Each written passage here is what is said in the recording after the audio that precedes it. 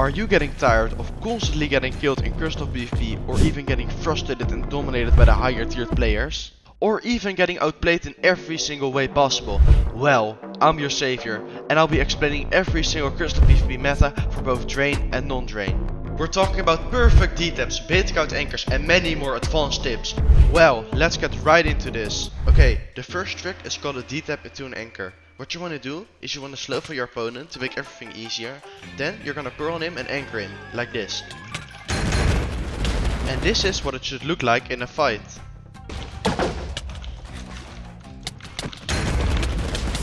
This was pretty much common knowledge when you have been playing Crystal PvP for a while. Let's get into something more advanced. The next trick is called anchor spamming with glowstone. What you want to do is place an anchor, do glowstone in it, shift and then explode the anchor. If you do this fast, you will get this. This technique is really useful if you want to dominate your opponent in a hole.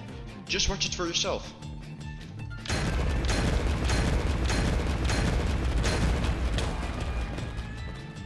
Have a look at my health.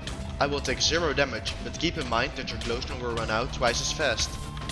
Alright, with this out of the way, let's get into something more difficult, called air placing. Air placing is a technique where you place 2 anchors into each other in a very minimal time.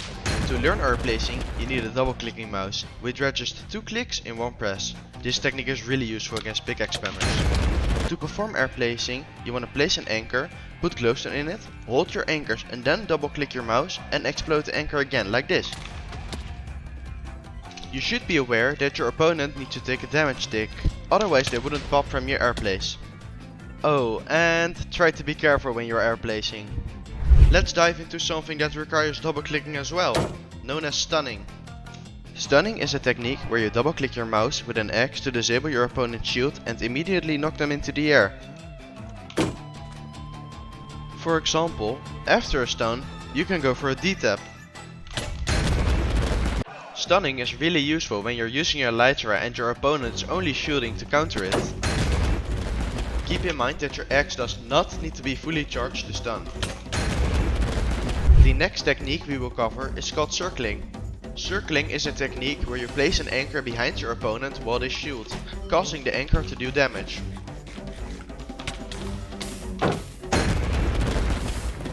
Keep in mind that your opponent's shield will block in the direction they are looking.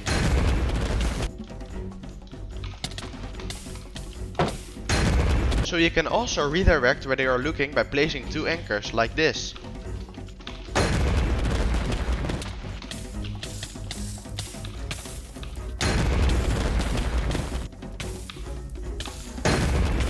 The next technique is called chaining. Chaining is a strategy where you constantly pop your opponent twice.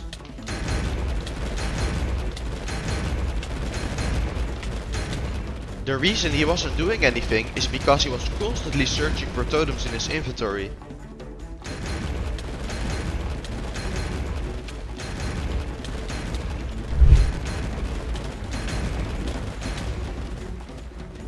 This technique is also really useful flat.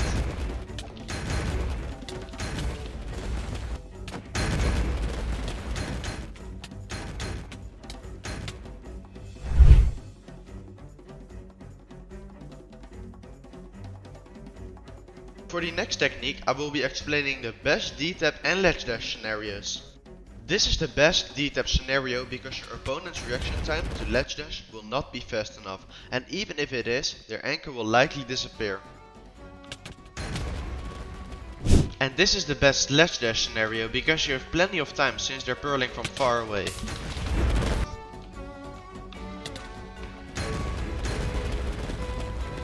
Ledge dashing is also way easier and more efficient when your opponent is slow fault.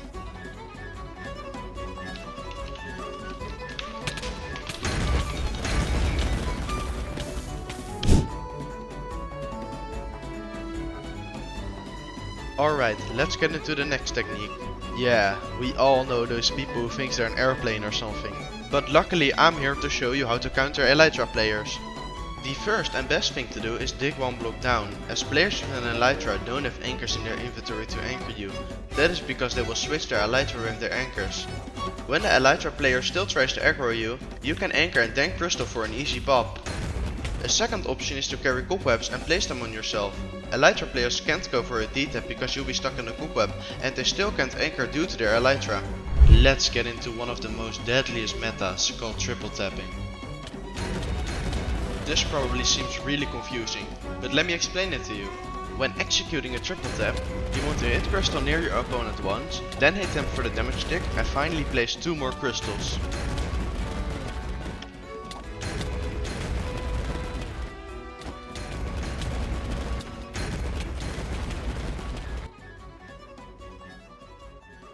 Before we dive into different fighting scenarios, let me explain one of the most important things, called saturation. Saturation provides extra hidden hearts, which are important during PvP.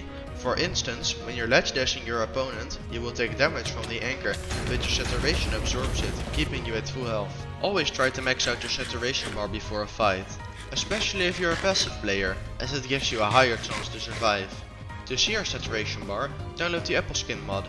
This way, you'll always know if you're at maximum saturation. Alright, let's get into the last part of the video where I will do a fight and tell you what you should do in each situation. I started off pretty basic with just spotting myself and slow falling my opponent. My opponent immediately tried to go for a D-tap, but I blocked it with my crystal.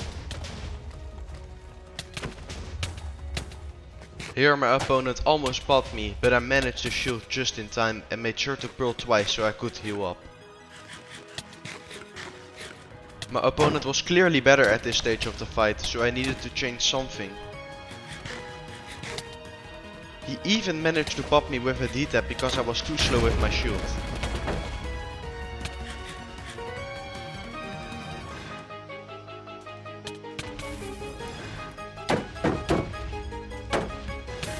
We got into a whole fight and I got an easy pop.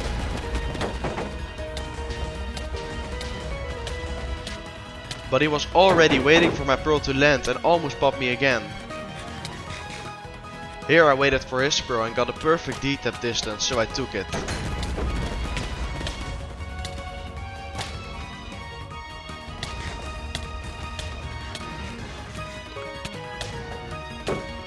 This was a pretty dumb play by my opponent and that costed him a totem. But that backfired quickly because he circled me with his end crystal.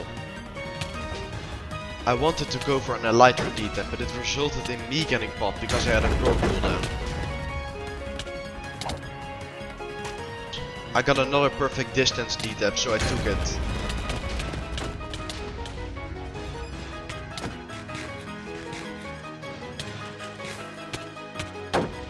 My opponent had a good aggro playstyle that costed me a totem.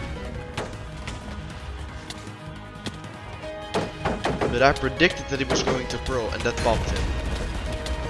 After that, he popped himself as well as me. But then I started to lose badly because he had a very good play.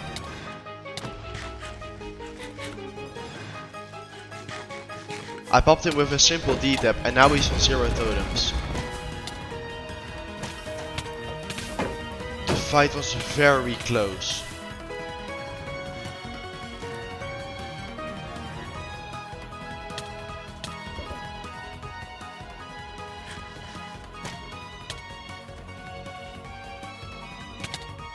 He got a good stun D-tap on me and now I'm at 0 totems as well.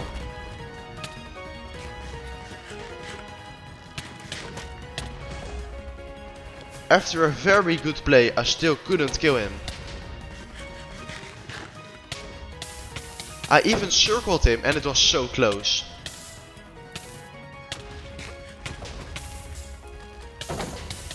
And here I almost lost, but luckily he missed his axe to disable my shield. But here, I predicted him with an anchor and eventually won.